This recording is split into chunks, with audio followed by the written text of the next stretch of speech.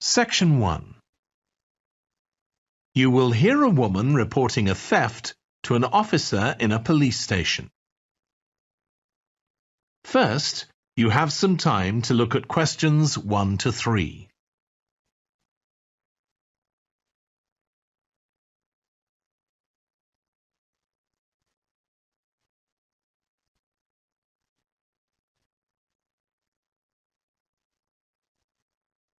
You will see that there is an example that has been done for you. On this occasion only, the conversation relating to this will be played first. Good morning. What can I do for you? I want to report a theft. I had some things stolen out of my bag yesterday. I'm sorry to hear that. Right, so I'll need to take a few details. Can I start with your name? Louise Taylor. The woman's name is Louise Taylor. So Taylor has been written in the space. Now we shall begin. You should answer the questions as you listen because you will not hear the recording a second time. Listen carefully and answer questions 1 to 3. Good morning. What can I do for you? I want to report a theft. I had some things stolen out of my bag yesterday. I'm sorry to hear that. Right, so I'll need to take a few details. Can I start with your name? Louise Taylor. Okay, thank you. And are you resident in the UK? No, I'm actually Canadian, though my mother was British. And your date of birth? December 14th, 1977. So you're just visiting this country? That's right. I come over most summers on business. I'm an interior designer, and I come over to buy old furniture, antiques, you know? There are some really lovely things around here, but you need to get out to the small towns. I've had a really good trip this year, until this happened. Okay. So you've been here quite a while?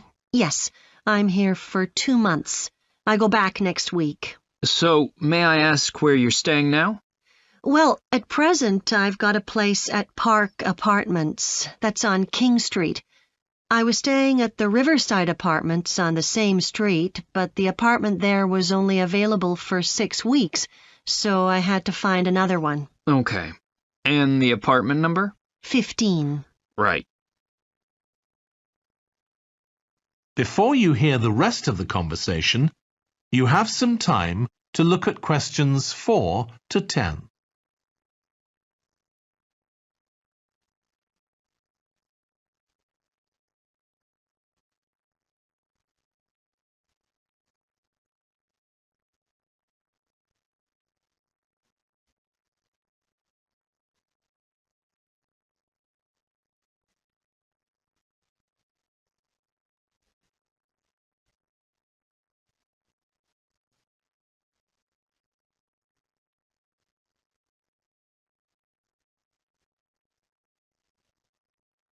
Now listen and answer questions 4 to 10.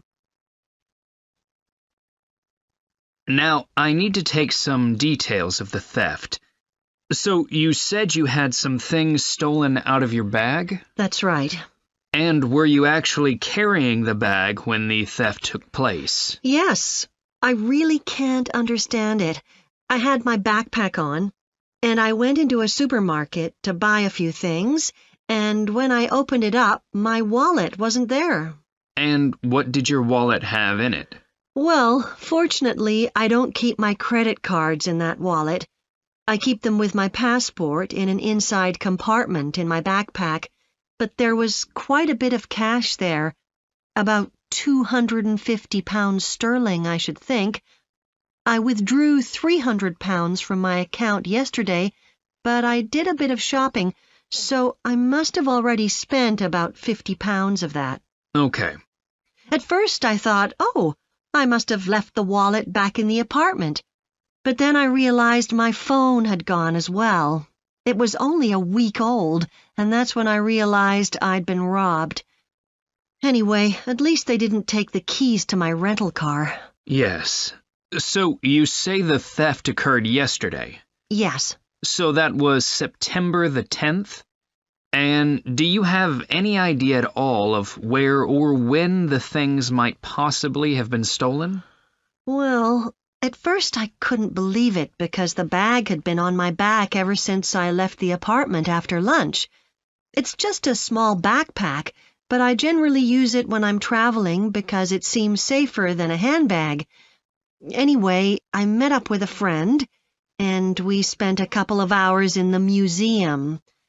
But I do remember that as we were leaving there, at about 4 o'clock, a group of young boys ran up to us, and they were really crowding round us, and they were asking us what time it was.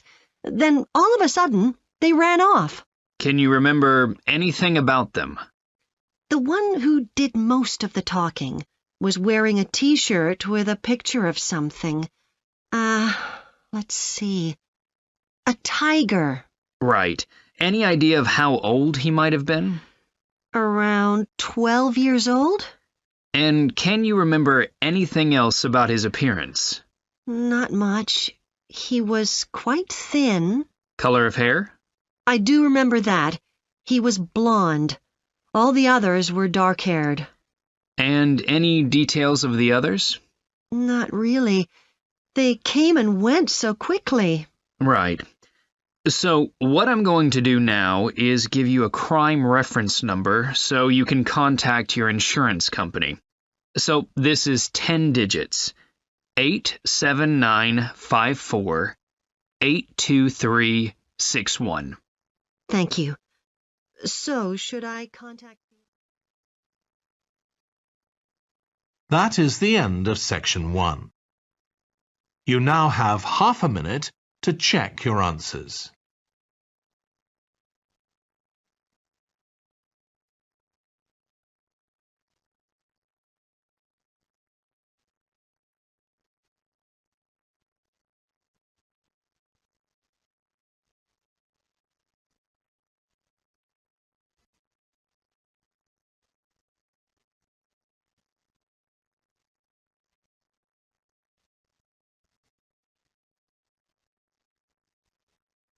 Now turn to section 2.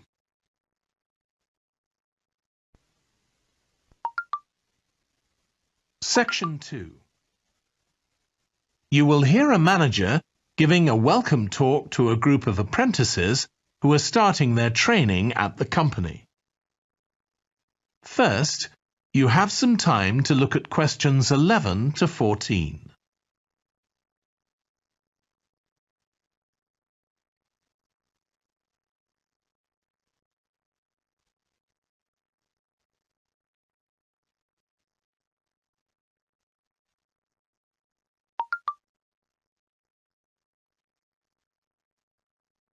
Now listen carefully and answer questions 11 to 14.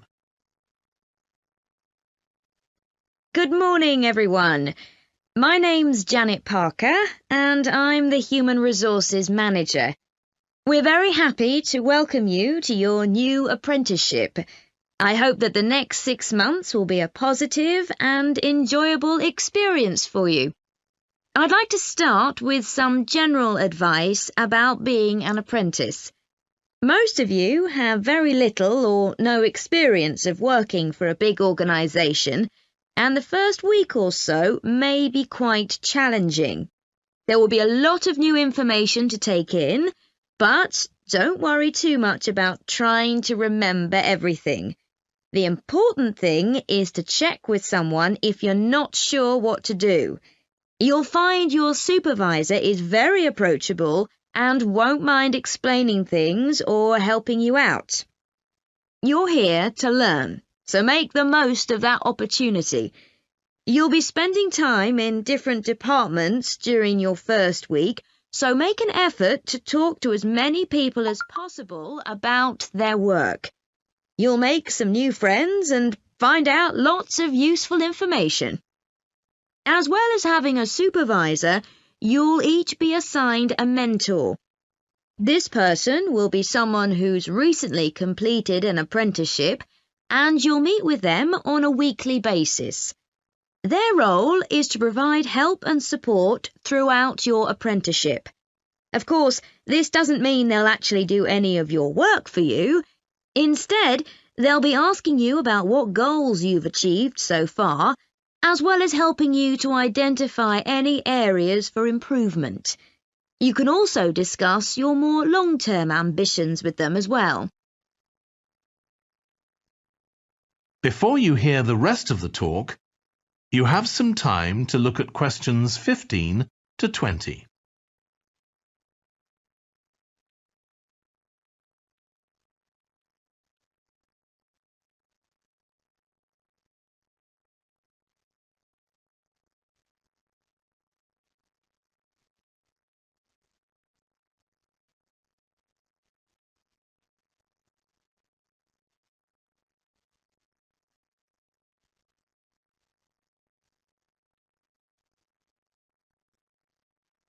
Now listen and answer questions 15 to 20.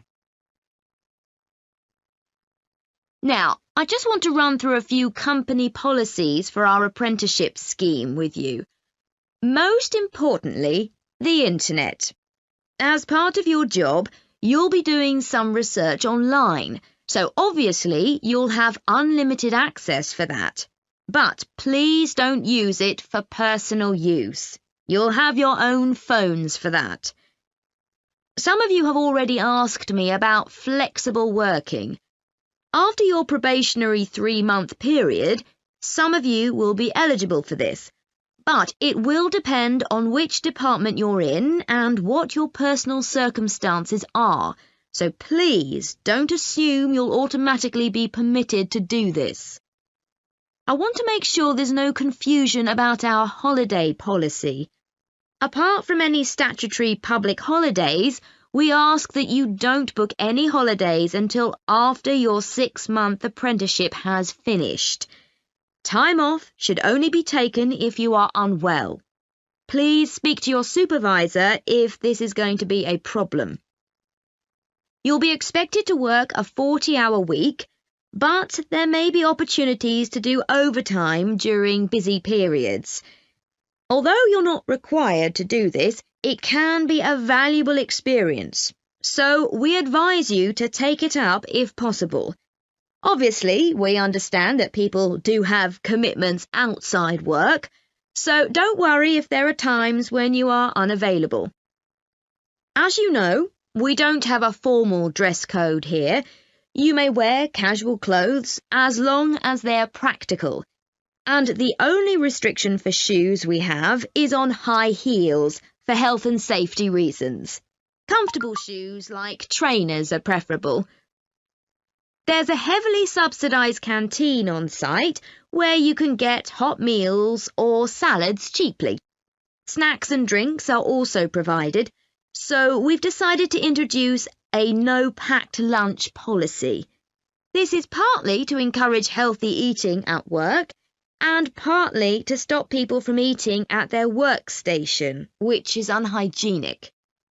Okay, moving on to... That is the end of section 2. You now have half a minute to check your answers.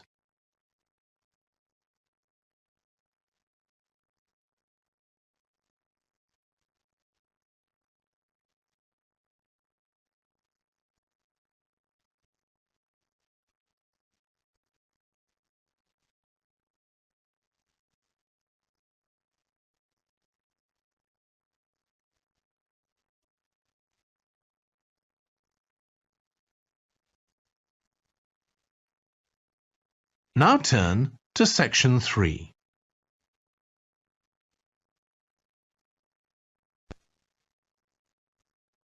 Section 3. You will hear 2 urban planning students, called Carla and Rob, discussing their presentation on cities built by the sea, following instructions from their tutor. First, you have some time to look at questions 21 to 25.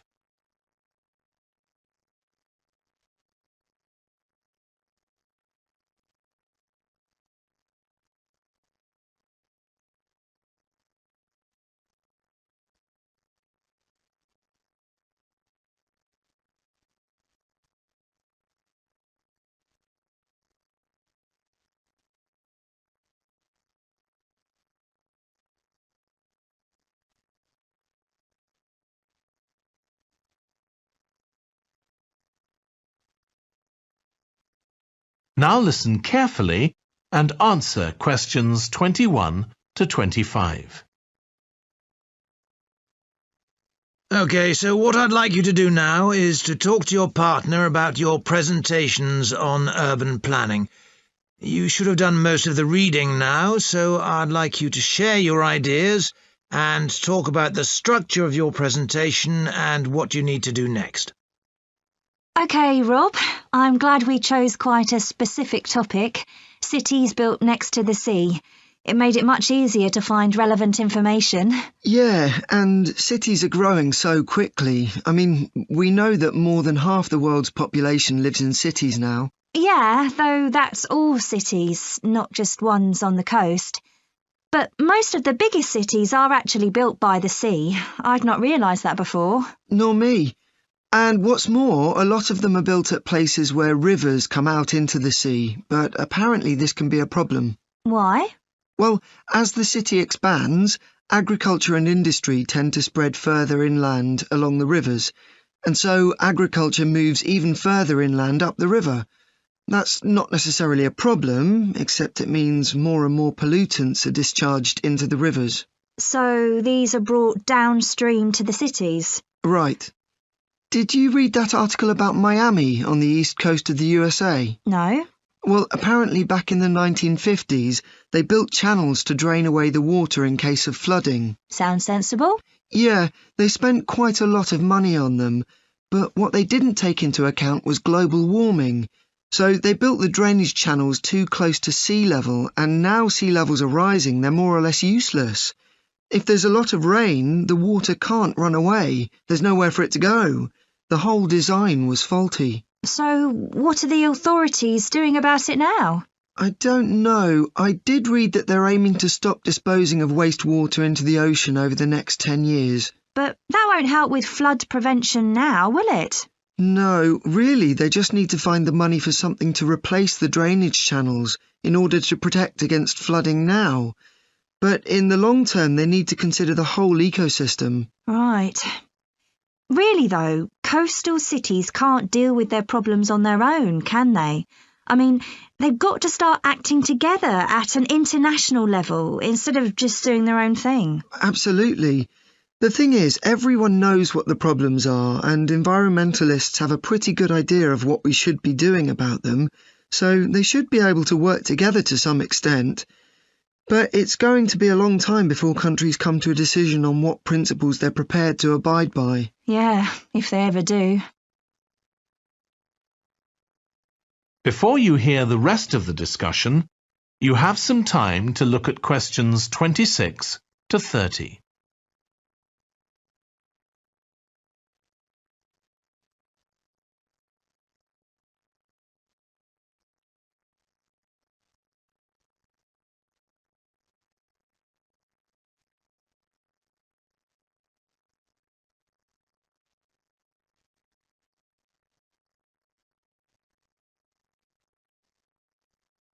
Now listen and answer questions 26 to 30. So, I think we've probably got enough for our presentation. It's only 15 minutes. OK, so I suppose we'll begin with some general historical background about why coastal cities were established. But we don't want to spend too long on that. The other students will already know a bit about it. It's all to do with communications and so on. Yes. We should mention some geographical factors, things like wetlands and river estuaries and coastal erosion and so on. We could have some maps of different cities with these features marked. On a handout, you mean? Or some slides everyone can see? Yeah, that'd be better. It'd be good to go into past mistakes in a bit more detail. Did you read that case study of the problems there were in New Orleans with flooding a few years ago? Yes, we could use that as the basis for that part of the talk. I don't think the other students will have read it, but they'll remember hearing about the flooding at the time. OK. So that's probably enough background. So then we'll go on to talk about what action's been taken to deal with the problems of coastal cities. OK. What else do we need to talk about? Maybe something on future risks, looking more at the long term if populations continue to grow? Yeah, we'll need to do a bit of work there. I haven't got much information, have you? No, we'll need to look at some websites. Shouldn't take too long. Okay. And I think we should end by talking about international implications. Maybe we could ask people in the audience. We've got people from quite a lot of different places. That'd be interesting if we have time, yes. So now, shall we go on? That is the end of section 3. You now have half a minute to check your answers.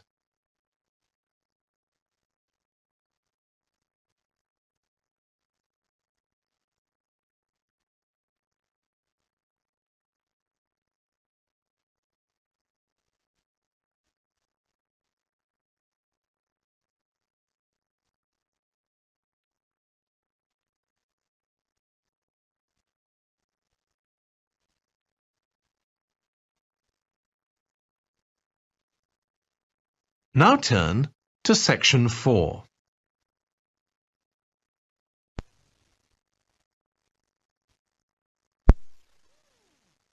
You will hear part of a lecture on renewable energy that uses the power of the sea. First, you have some time to look at questions 31 to 40.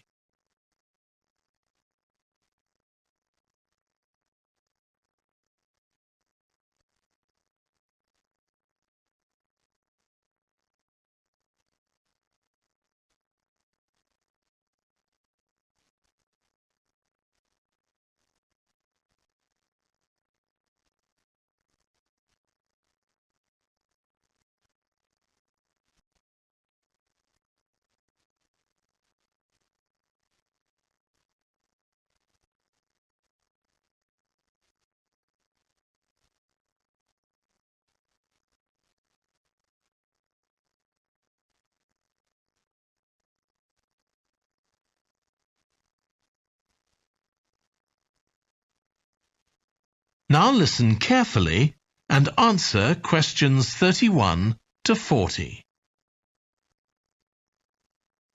Producing enough energy to meet our needs has become a serious problem. Demand is rising rapidly because of the world's increasing population and expanding industry. Burning fossil fuels like gas, coal and oil seriously damages the environment, and they'll eventually run out. For a number of years now, scientists have been working out how we can derive energy from renewable sources, such as the sun and wind, without causing pollution.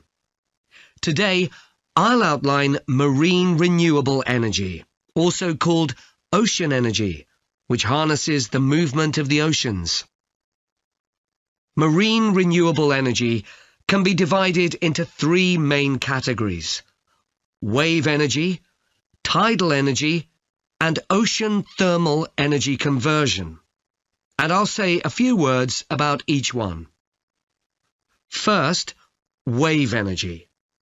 Numerous devices have been invented to harvest wave energy, with names such as Wave Dragon, the Penguin, and Mighty Whale.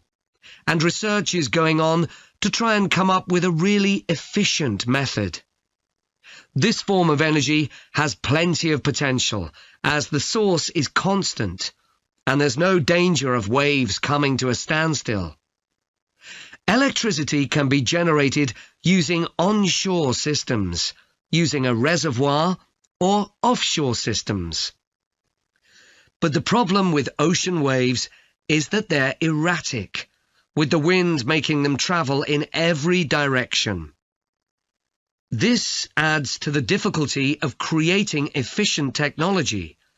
Ideally, all the waves would travel smoothly and regularly along the same straight line. Another drawback is that sand and other sediment on the ocean floor might be stopped from flowing normally, which can lead to environmental problems.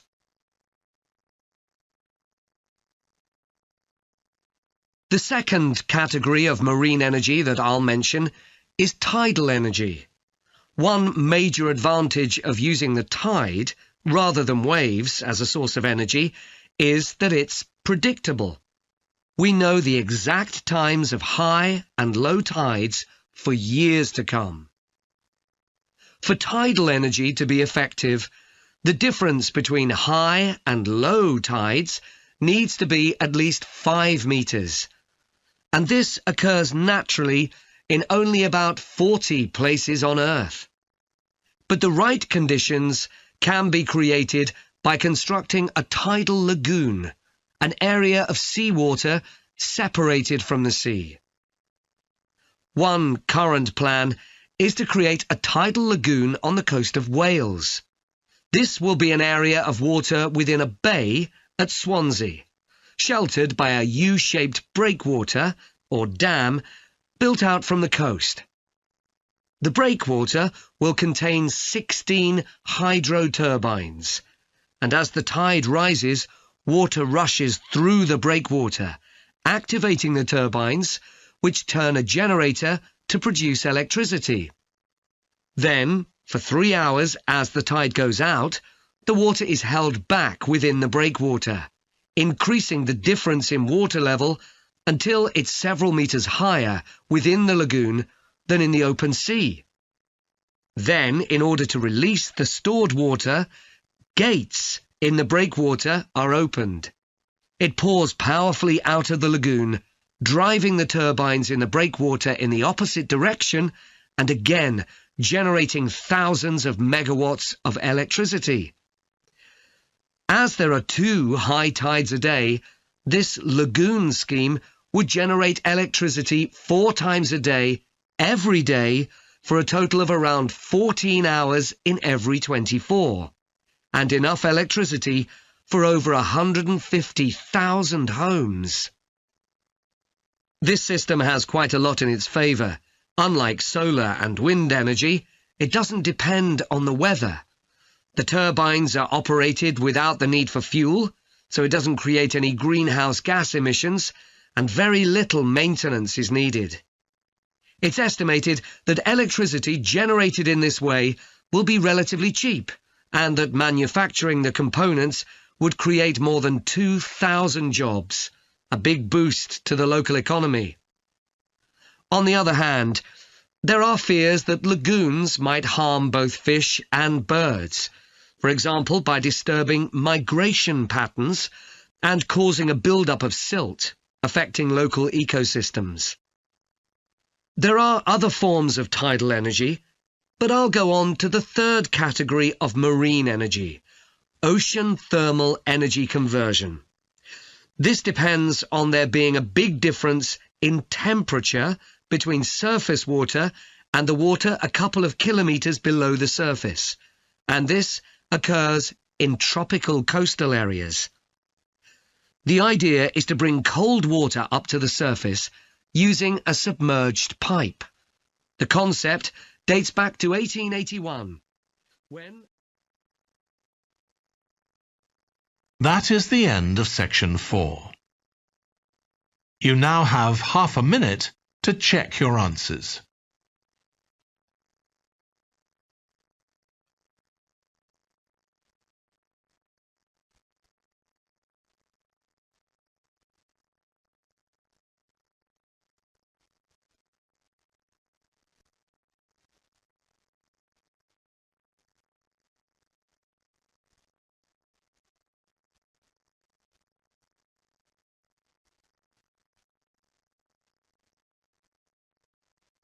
That is the end of the listening test. In the IELTS test, you would now have 10 minutes to transfer your answers to the answer sheet.